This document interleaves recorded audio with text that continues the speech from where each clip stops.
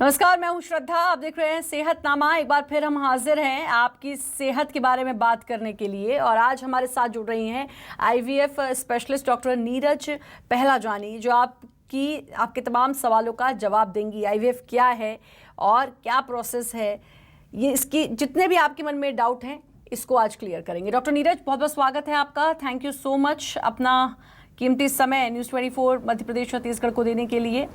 और आईवीएफ के बारे में शुरुआत करते हैं। सबसे पहला सवाल जो बहुत बेसिक है कि आईवीएफ क्या है?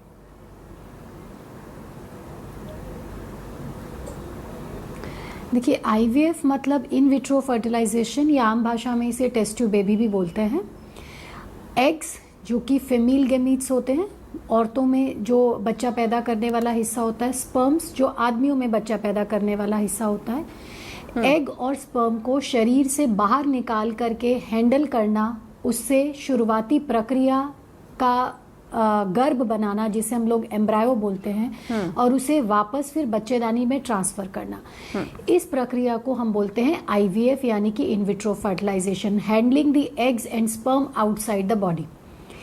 तो ये एक तरीके से प्राकृतिक प्रक्रिया ही है, जिसे हम थोड़ा सा आर्टिफिशियली असिस्ट करते हैं, ताकि नेचुरली प्रेगनेंसी रुकने के जो चांसेस हैं वो बढ़ जाते हैं।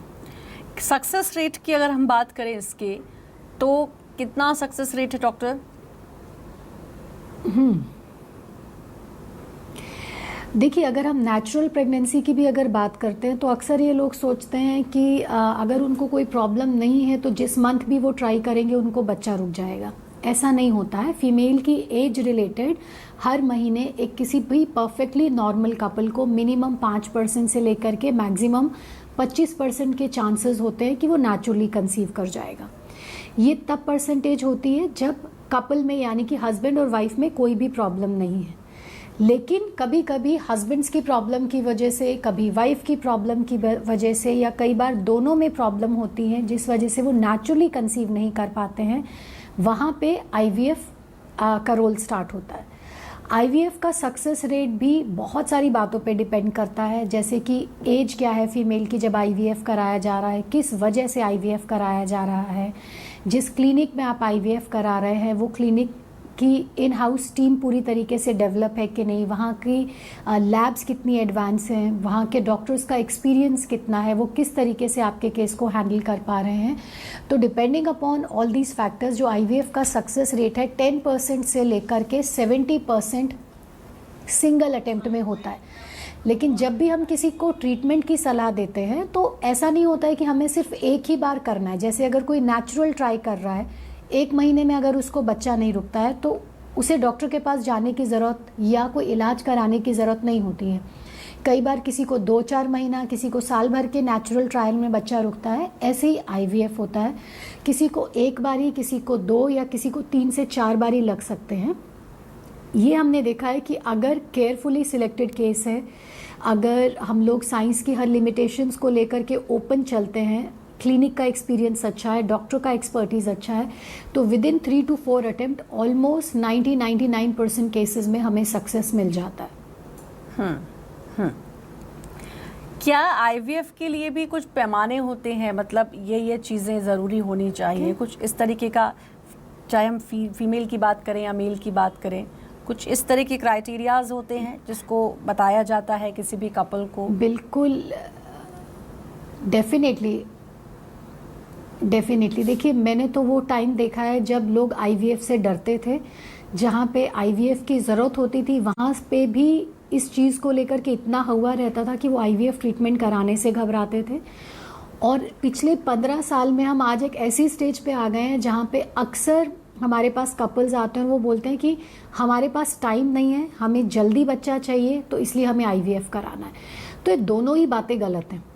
आईवीएफ, हमें सबसे पहले ये समझने की ज़रूरत है कि ये बच्चा पैदा करने का इलाज नहीं है। ये काम कुदरत का है कि बच्चा पैदा होगा या नहीं, और हमें कुदरत के ऊपर ही छोड़ना चाहिए।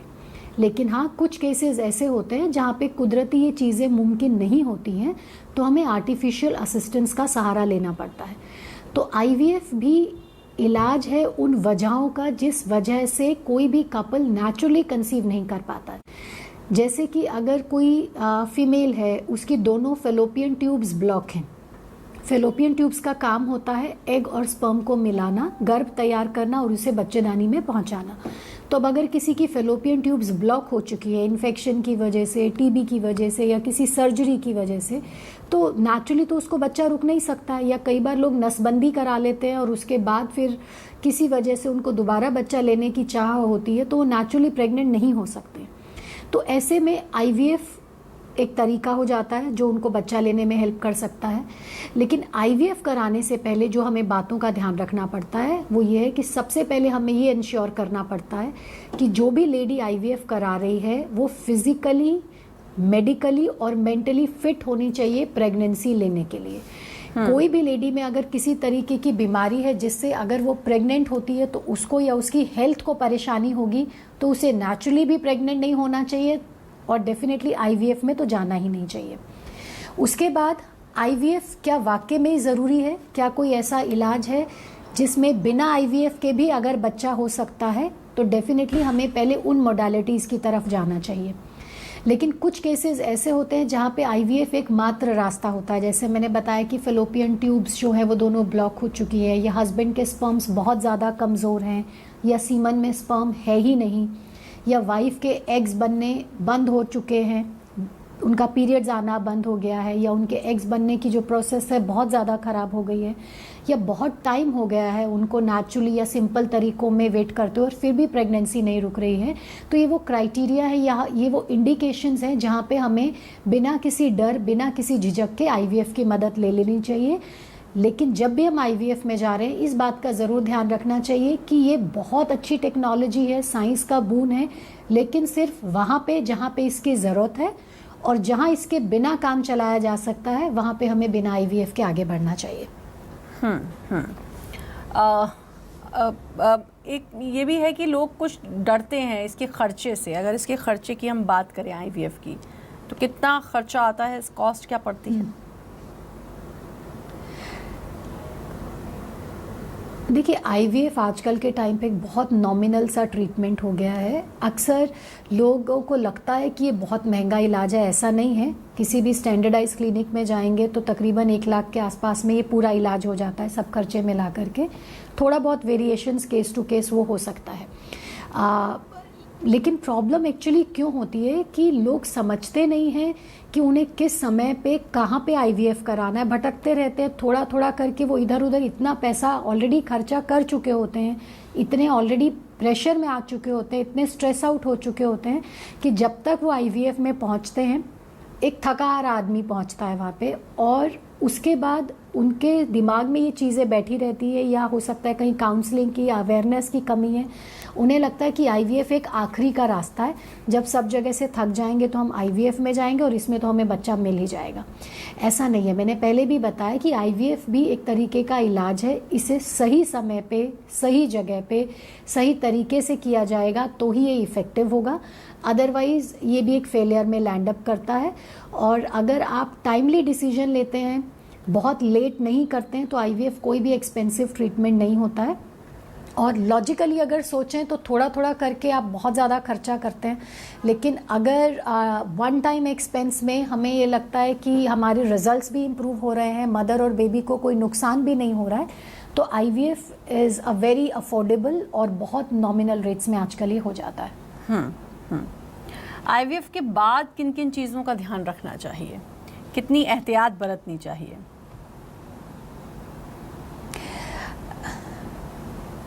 इसमें मैं सिर्फ इतना बोलना चाहूँगी कि दूध का जला छाछ भी फूक फूक के पीता है। आईवीएफ प्रेगनेंसीज कोई नेचुरल प्रेगनेंसी से अलग नहीं होती हैं। अगर हम सिर्फ छोटे छोटे डिफरेंसेस की बात करें, जैसे नेचुरली अगर कोई प्रेग्नेंट होने की कोशिश कर रहा है तो उसे उसकी संभावना कम है, आईवीएफ संभावनाओं को बढ़ाता है। नेचुरली किसी को प्रेग्नेंट होने के लिए पैसा नहीं खर्चा करना पड़ता है, दवाइयाँ नहीं लेनी पड़ती है, इसमें पैसा खर्चा करना पड़ता है, दवाइयाँ लेनी पड़ती हैं कुछ टाइम के लिए। नेचुरली अगर कोई कंसीव करता है तो उसको जुड़वा या तिड़वा बच्चे होंगे, वो चांसेस कंपैरेटिवली 2 to 10% होते हैं। लेकिन अगर हम आईवीएफ की बात करें तो ये चांसेस बढ़ जाता है। उसे भी हम आजकल के टाइम पे लिमिट कर सकते हैं अगर हम सिंगल एम्ब्रायो ट्रांसफ़र में जाते हैं।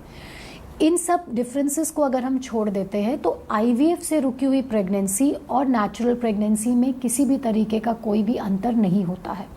जो अच्छी या बुरी बातें माँ और बच्चे के साथ एक नेचुरल प्रेगनेंसी में होती हैं वो आईवीएफ में भी हो सकती हैं। थोड़ा बहुत जो अंतर आता है वो इसलिए नहीं है कि हमने आईवीएफ किया है, हमें ये समझने की ज़रूरत है कि आईवीएफ एक नॉर्मल कपल नहीं करा रहा है। जिसको कोई कमी है, वो नेचुरली प्रेग्नेंट नहीं हो पा रहा है, वो आईवीएफ में जा रहा है और उस कमी की वजह से थोड़े बहुत प्रॉब्लम्स होने के चांसेस कि जैसे अबॉर्शन हो जाएगा या मदर की टाइम से पहले डिलीवरी हो जाएगी, उसका बीपी बढ़ेगा, बच्चे का वेट कम रहेगा, ये थोड़ा सा बढ़ता है क्योंकि पहले तो हमारे पास कुछ ऑलरेडी प्रॉब्लम्स हैं। सेकंड, अक्सर लोग आईवीएफ सोचते हैं कि आखिरी का रास्ता है, तो जब वो पहुंचते हैं तो ऑलरेडी लेडीज़ की जो एज है वो 35 के ऊपर हो चुकी होती है। तो 35 के ऊपर में अगर कोई नेचुरली भी प्रेग्नेंट होता है तो भी उसको ज़्यादा एहतियात रखने की ज़रूरत होती है।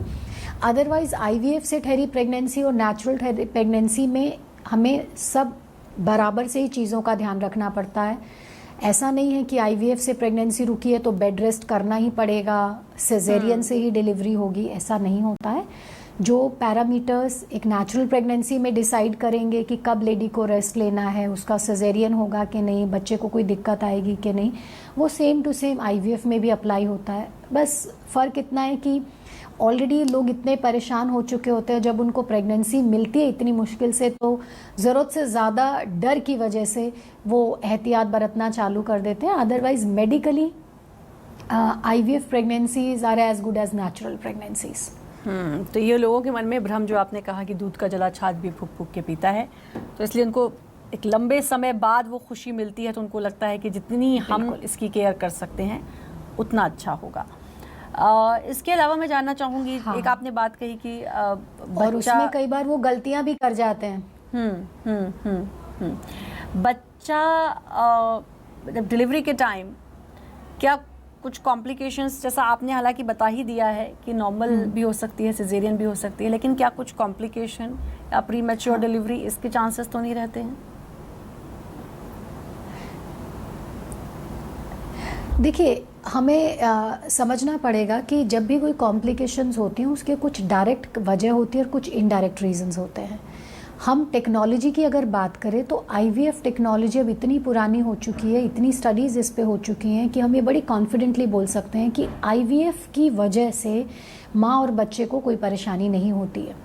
नेचुरली भी अगर हम बात करते हैं तो कोई भी कॉम्प्लिकेशंस के चांसेस ऑन एन एवरेज 2 से 10% रहते हैं। कहीं कहीं केस में 15-20% होता है, कहीं पे थोड़ा कम भी हो जाता है, वो केस टू केस वेरी करता है। ऐसे ही आईवीएफ में बच्चे को कोई प्रॉब्लम होगी, उसमें कोई बनावटी खराबी होगी, प्री मैच्योर डिलीवरी होगी, वज़न कम रहेगा, ये भी डिपेंड करता है कि आपने नंबर 1 आईवीएफ किस वजह से किया है। जैसे अगर लेडीज़ की एज ज़्यादा है, 35 या स्पेशली 40 के ऊपर की उनकी उम्र है और वो खुद के एग से प्रेग्नेंट होती हैं, चाहे वो आईवीएफ से हो चाहे वो नेचुरल हो, तो बच्चे में कुछ प्रॉब्लम आएगी, उसमें डाउन सिंड्रोम का खतरा होगा या कुछ मैलफॉर्मेशंस होंगी, वो रिस्क ज़्यादा है। तो इसमें आईवीएफ ने तो कुछ रोल प्ले नहीं किया है। और आईवीएफ कराने में अक्सर लोग लेट हो जाते हैं कि ये सोचते हुए कि ये तो अब आखिरी का रास्ता है, तो ऑलरेडी लेडी की एज एडवांस हो जाती है। ऐसे अगर हस्बैंड के स्पर्म पैरामीटर्स ख़राब हैं, उनके स्पर्म का काउंट बहुत कम है या उसके शेप में बहुत ज़्यादा खराबी है, डीएनए बहुत ज़्यादा डैमेज्ड है, तो ऐसे स्पर्म से अगर नेचुरल प्रेगनेंसी रुकेगी या आईवीएफ से रुकेगी तो अबॉर्शन का खतरा बट ऑब्वियस थोड़ा सा ज़्यादा रहेगा। या बच्चे में टाइम से पहले कुछ डिलीवरी करानी पड़ जाएगी या उसमें बनावटी खराबी आएगी, वो ज़्यादा हो जाएगा।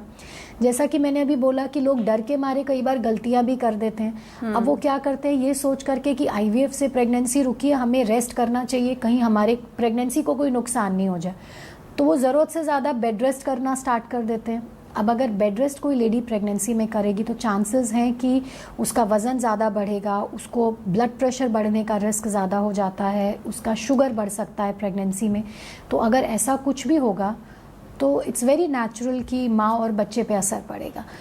तो टेक्नोलॉजी पर से जो है वो हमें नुकसान नहीं दे रही है, लेकिन उसके साथ में जो जुड़ी हुई भ्रांतियाँ हैं या उसके साथ में जुड़े हुए जो इनडायरेक्ट फैक्टर्स हैं, उसकी वजह से थोड़ा 2-5% नो डाउट आईवीएफ प्रेगनेंसीज़ में कॉम्प्लिकेशंस ज़्यादा होती हैं। बट ये टेक्नोलॉजी के यूज़ की वजह से नहीं है। मतलब अगर मैं साधारण भाषा में समझाना चाहूँ तो ये चाकू से आप काटने का काम करते हो, लेकिन चाकू खुद से थोड़ी ना जा करके काट रहा जब तक आप उसका इस्तेमाल नहीं कर रहे हैं। और आप किस तरीके से चाकू का इस्तेमाल करते हैं उससे तय होगा कि आप फ्रूट काट रहे हैं या किसी का खून कर रहे हैं। ऐसे ही IVF है, एक तरीके का औजार है। किस पे इसका इस्तेमाल किया जा रहा है, कौन इसका इस्तेमाल कर रहा है, किस तरीके से इस्तेमाल कर रहा है, वो ये सब डिसाइड करेगा कि इसका आउटकम अच्छा रहने वाला है या ख़राब रहने वाला है।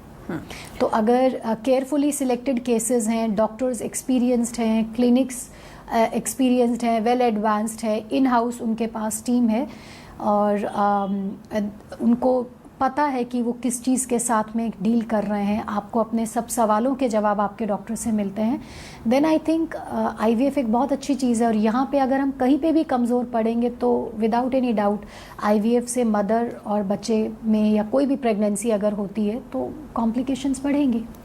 बट टेक्नोलॉजी इसमें कोई नेगेटिव रोल नहीं प्ले कर रही है। It's a boon, I must say कि जिनको बच्चा नहीं है उनके लिए तो एक वरदान ही वरदान है जी। साइड इफ़ेक्ट्स कुछ होते हैं IVF के?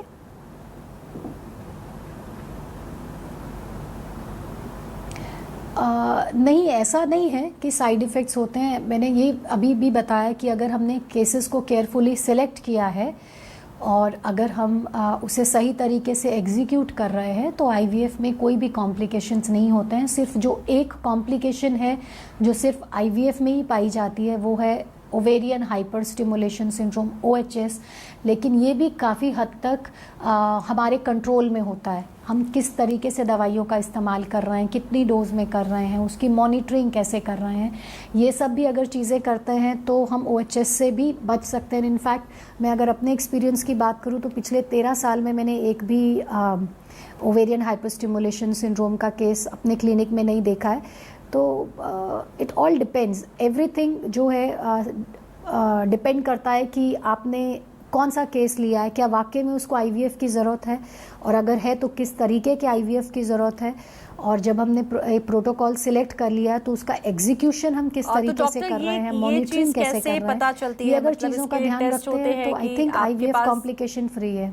आपके पास जो भी आ रहे हैं उनको IVF की ज़रूरत है या नहीं, ये चीज़ कैसे पता चलती है?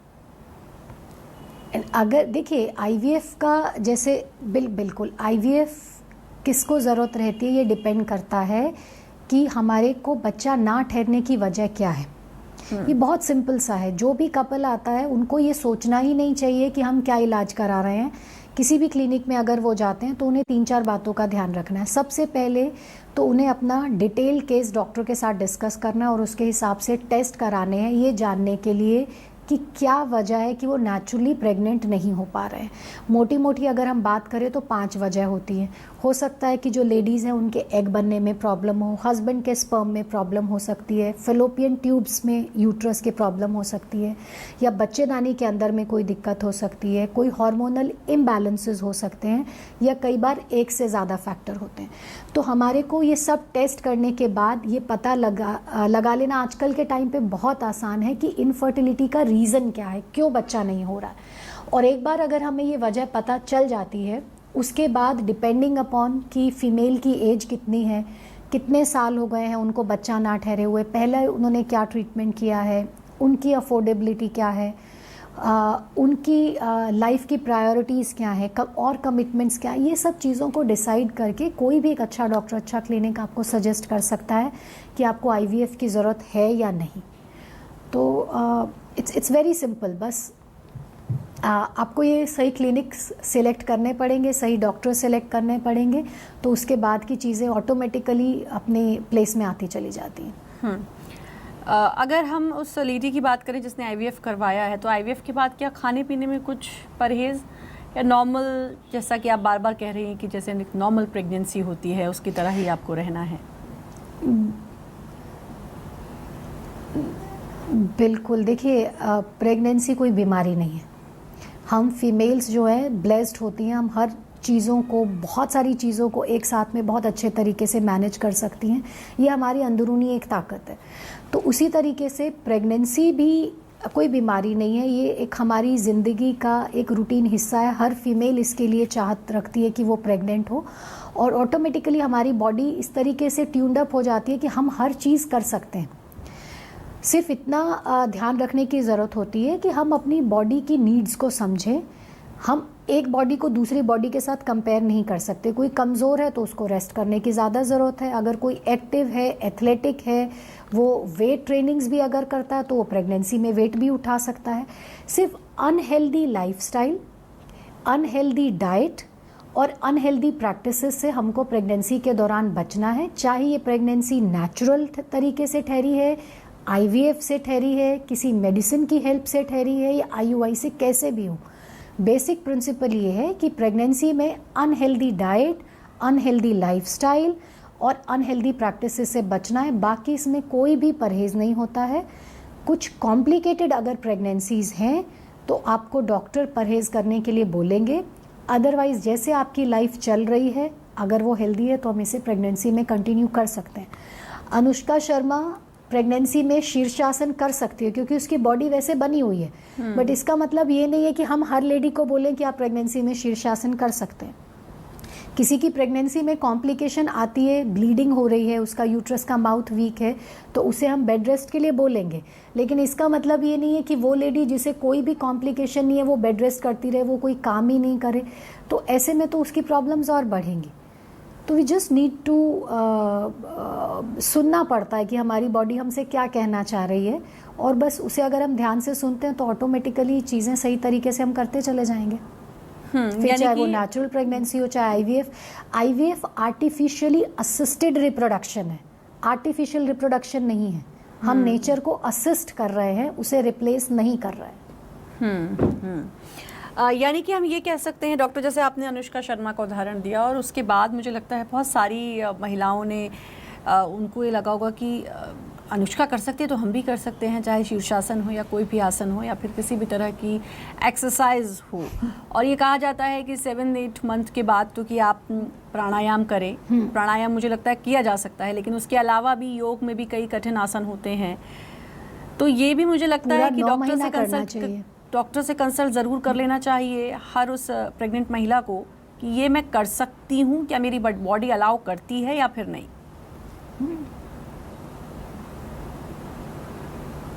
हाँ बिल्कुल, तो जो भी उनके ट्रीटिंग डॉक्टर है उनसे वो बात कर सकते हैं। प्लस अपने आप को भी समझ में आता है कि अगर कहीं पे भी लग रहा है कि आप थक रहे हैं या ऐसी कोई एक्टिविटी है जिसमें आपका बैलेंस बिगड़ सकता है, आप गिर सकते हो, आपको चोट लग सकती है, तो वो एक्टिविटीज़ को अवॉइड करना है।